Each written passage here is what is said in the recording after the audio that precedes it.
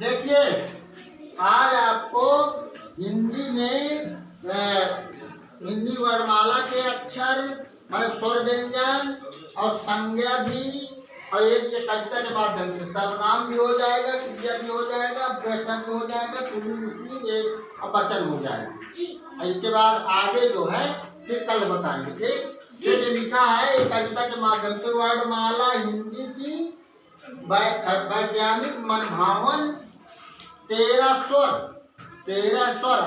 कौन कौन से? छोटा आ से लेके आ तक, छोटा बड़ा छोटी बड़ी छोटा बड़ा री, फिर ए आई ओ औ अं आ 13 हुए। अब इसमें लिखा 39 व्यंजन। अब 39 व्यंजन में देखिए आप लोग जब लिखते हैं पहले 39 व्यंजन में का वर्ग का, चा वर्ग का, फिर ता ता पा या वर्ग, यहाँ तक 1 2 3 4 5 6 30 हुए।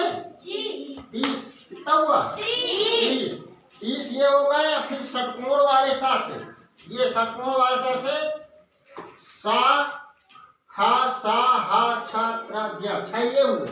30 धन 6 बराबर 36 हुए। ठीक, ये समझ में आ गया। 36 आपके ये अक्षर हो गए, वर्ड हो गए। और इसके बाद 3 वाले एक ये स्रा हो गया। अब देखिए आप लोग जब दा लिखते हैं ये डा और ये ढा एक ये हो गए, ये नीचे बिंदी रहती है ये, तो 3 ये हो गए। 3 ये जोड़ दिया तो आपके कितने हो गए? 39 व्यंजन ठीक हो गए। 36 का से ज्ञा तक। अब फिर 3 ये वाला स्रा और ये वाला डा और ये ढा। ठीक, ये हुआ। अब इसके बाद इसमें अक्षर इसमें 52 कितने अक्षर हो गए? 39 और 13 जोड़ेंगे कितने अक्षर हो जाएंगे? 52। अब देखिए कोई भी नाम अगर तो संज्ञा वह कहलाता, माने किसी का नाम हो, किसी वस्तु का, किसी स्थान का, किसी व्यक्ति का, माने किसी का नाम हो। जैसे आप हमारा गांव दुआरी का नाम हो गया, तामवानी हो गया, आप ये आपके नाम हो गए, मेरा नाम हो गया, ये मेज हो गई, डेस्क हो गई, कुर्सी हो गई, पंखा, ये सब संज्ञा है। क्या है? संज्ञा। तो समझ कोई भी नाम चाहे जो हो, जिसका मतलब किसी का नाम हो वो संज्ञा है। और संज्ञा के बदले में जो आता है, जैसे हमने बताया कि जैसे लिख लो यहाँ रमेश स्कूल जाता है, ये हो गया बड़ा सा। वो हमें पैराग्राफ बनाना है, रमेश जाता है, फिर कल लिख दो। फिर अगर आपने लिखा कि रमेश स्कूल में पढ़ता है, तो यहाँ नहीं, ये रमेश न लिखेंगे, इसके स्थान पर हम जो शब्द लगाएंगे वह ये संज्ञा, वो सर्वनाम है। ये सर्वनाम मतलब संज्ञा के स्थान पर जो हम शब्द लगाएंगे वो सर्वनाम है। क्या है? सर्वनाम। ये आया। फिर अगर कोई भी हो काम अगर, तो क्रिया हम उसे कहते कोई भी काम, पढ़ना, लिखना, खेलना, कूदना, दौड़ना, मारना, पीटना, तैरना, मतलब खाना पीना, जो भी काम करते हैं। ये तो अंत में आप ये समझ लीजिए नाचना, जैसे नाचना है, ना आया लास्ट में, लिखना है, ये पढ़ना है, बढ़ना आया, तो अब ये समझ लो कि जिसके लास्ट में बड़ा ना रहे वो क्रिया है। क्या है? यानी हम जो भी काम करते हैं वो क्रिया है। क्या है? क्रिया है। तो अभी क्रिया हो गई। अब जिनका रूप कभी न बदले, जिसका कभी रूप नहीं बदलना, अगर मैं है तो मैं ही रहूंगा, अगर तुम है तो तुम ही रहोगे, तो उसका अगर जिनका रूप कभी न बदले अव्यय शब्द कहलाते हैं, वो अव्यय शब्द हो गए। फिर देखिए पुरुष जाति का बोध कराते शब्द कहाते पुल्लिंग। जो पुरुष जाति का, जैसे बकरी है, बकरी का पुरुष जाति क्या होगा? बकरा, भैंसा और बैल, है ना? चूहा, ये सब क्या हुआ? ये पुल्लिंग है। क्या है? पुल्लिंग। अब स्त्री जाति का बोध कराते शब्द वही स्त्रीलिंग।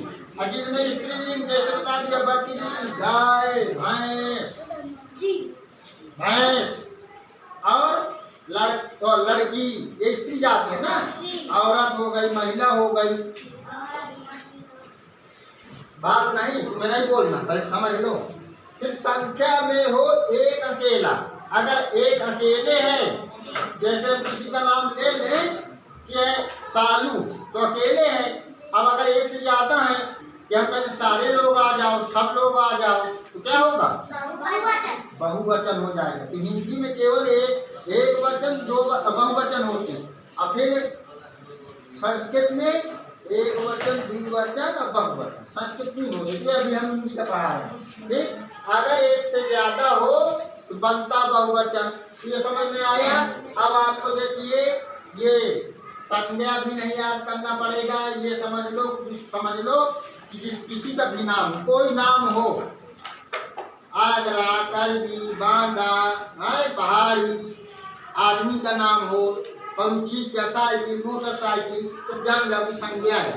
अगर कोई पूछ ले कि किसी 5 संज्ञा के नाम बताओ, विचार्या का नाम बता दो। ठीक, अब इसके बाद आपका आएगा ये सर्वनाम, जो संज्ञा के स्थान पर, जैसे हमने बताया, जैसे मान लीजिए हमने कहा कि महेंद्र स्कूल जाता है, फिर महेंद्र खेलता है, महेंद्र न लिखेंगे, वह वहाँ खेलता है, वह वहाँ पढ़ता है, और मिड डे मील खा नहीं खाता वह। ठीक, आगे देखिए। अब क्रिया हमारे कोई भी काम करते हैं हम, जैसे यहाँ खेलते हैं, पढ़ते हैं, लिखते हैं, बोलते हैं, नाचते हैं, गाते हैं, ये सब क्रिया है। उछलना भी क्रिया है, कूदना भी क्रिया, मारना भी क्रिया है। ठीक, अब देखो, अब जिंदा रूप का भी न बदले। अगर हम हैं भाई, तो हम जा रहे हैं, वो नहीं बदलेगा, अव्यय हो जाएगा। ठीक, ये अव्यय शब्द हो गया। अब इसके बाद पुरुष जाति का बताया, पुरुष जाति का बताया कि जो है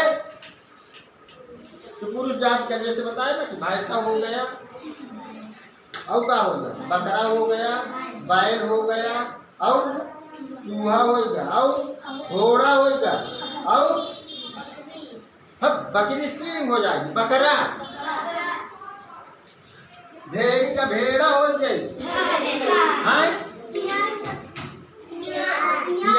सियार और सियारी, तो स्त्रीलिंग इसका स्त्रीलिंग है। अब एक वचन, अगर अकेले है तो एक वचन, और एक से ज्यादा है तो बहुवचन। ठीक।